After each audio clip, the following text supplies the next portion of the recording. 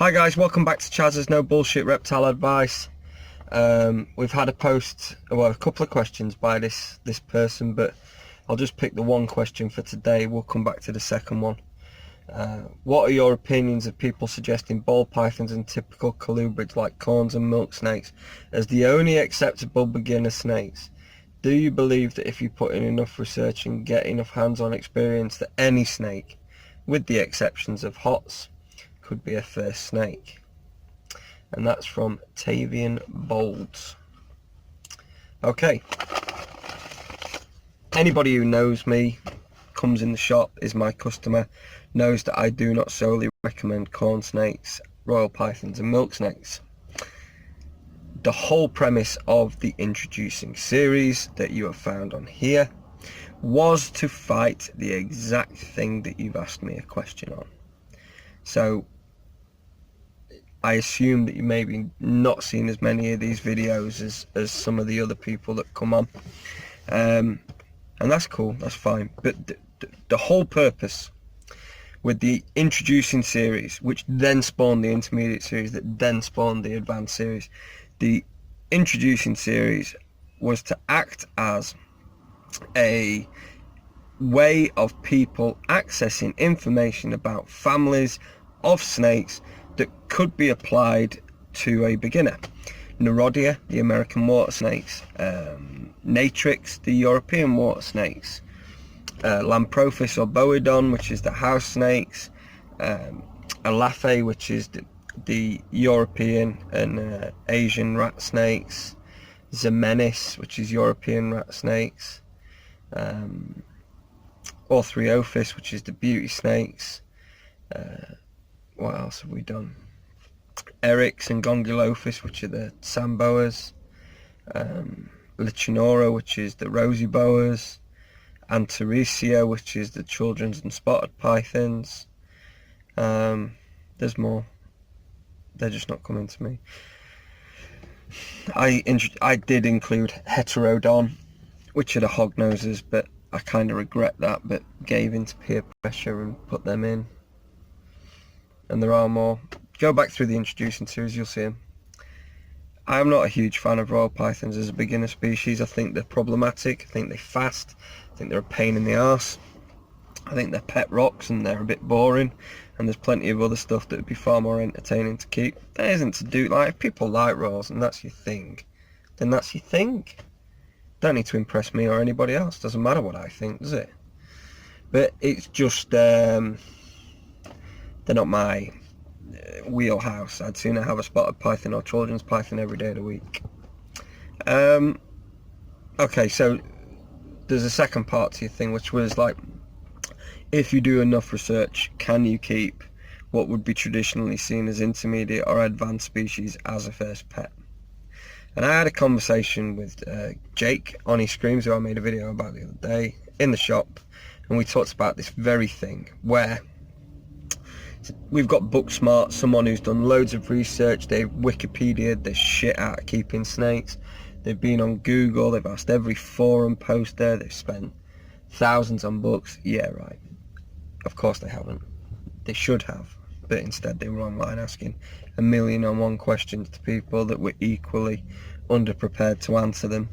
And what we end up with is this huge collection of knowledge. Now, that is theory. It's all theory, and there is not necessarily anything wrong with theory per se. But then what we have to do is do practical, and that's not as easy. This day and age particularly, it's not as easy because the species diversity isn't there. So that's where my disparity lies, in that we have theory and all this accrued knowledge with books, and then we end up with people actually keeping the animals, learning from first-hand experience what works, what doesn't work, what can be applied, what isn't applied.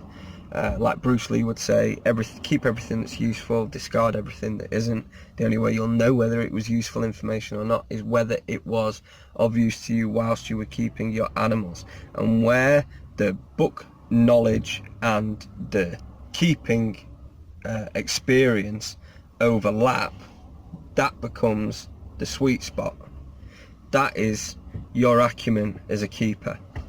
So based on theory alone, with zero practical applications for any of your newfound knowledge, do I think it would be appropriate to keep an intermediate or advanced level snake?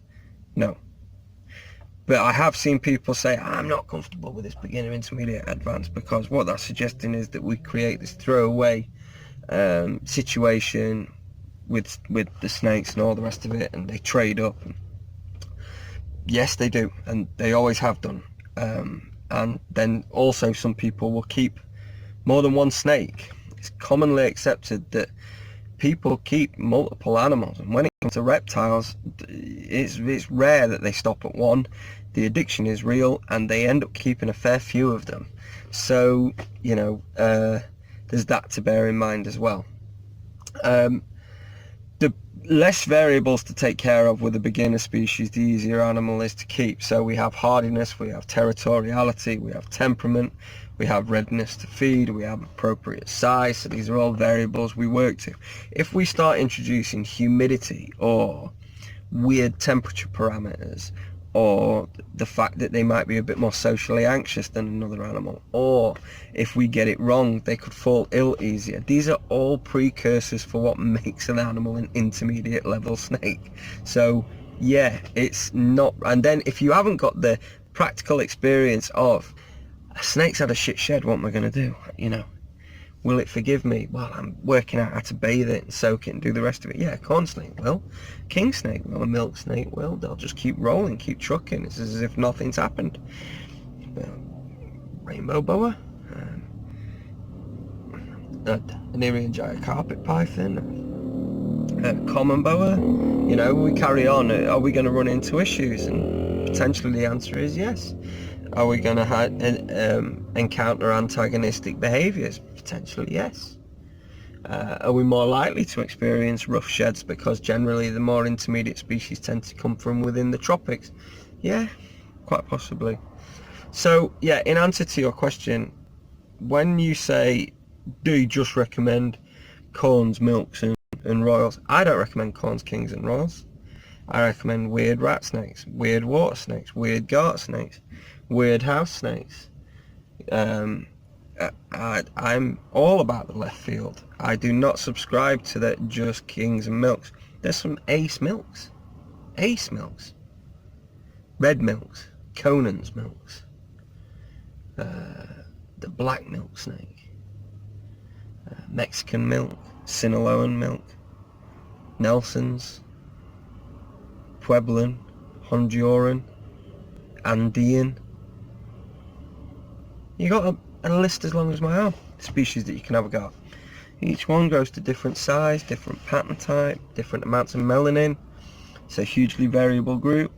King snake's just the same. Been looking through king snake pictures today because I want to start putting together some inspiration slides for people thinking about king, and then showing you what you can get. And we've had some amazing looking ones. Albino Queretaro kings, Hachua Mountain kings, Arizona Mountain kings, God dear, the Appalachian kings or Goins kings, the Speckled kings, Desert kings, Mexican black kings, Eastern black kings, Baja kings, Cali kings, Brooks kings. And we haven't even got into rat snakes yet. We haven't even got into any of the corn snake cousins, which are far more interesting. You know, the world is your oyster. I think we did a flip chart for Facebook, and we included, including corns and royals, 83 species. So yeah, your choice is not limited, and that's without you. Oh, and I've not even mentioned Pichophis, bulls, pines and gophers. Amazing snake. And that's without me stretching the ability of the beginner, worrying about excess humidity, all the rest of it. This is keeping it simple, keeping the animals hardy. So yes, I think there's a limit to what even the most well-researched rank beginner can keep, because it isn't just about you, not you personally, it isn't just about you as a keeper and your divine right to keep and potentially fuck up any animal in your collection. It's about you having a responsibility to the animal you keep and being able to accept that your experience precludes you from certain species that may have more specialist requirements that you're not yet ready to provide. As much as that might that might twist an ovary or, get sand in creases that you don't want and irritate you, it's tough. It's tough. That's my opinion. There will be people out there that will argue the toss. It's fine, it's their right. Start your own channel. I'd be interested to see what the viewpoint of others is. We had this thing about starter snakes on Facebook the other day, and people are suggesting fucking sunbeam snakes as a beginner snake because they're laid back and quiet. Sunbeam snakes are as delicate as all hell and always imported. So why the fuck would you want to give a beginner a sunbeam snake? Honestly, some people are so fucking stupid. They just talk and don't engage their brain. I read it somewhere, so it must be salient, this information. It's not salient. You're talking out your ass. Shut up. Let the people that know what they're doing advise people. It's my job to advise people. If I thought that I could sell somebody a £1,000 boa constrictor instead of a corn, and it was ethically correct to do so, I would, but it's not ethically correct to do so. I'm taking the piss out of somebody and their inexperience. There's nothing wrong with somebody holding somebody back and just saying, whoa, hold your horses. We'll get there. Just chill your beans. We'll get there. Calm down. That's kind of what I mean by it. I hope that's a suitable response. And we'll keep them coming. I will answer your other one as well. That's an interesting question. I'm going to keep trying to fire through these. The gaffer's doing the shopping. I don't want to go around the supermarket. Fuck that. So I'm sat making a video in the car park. So yeah, I'll see you all soon, and all the best, guys. Cheers.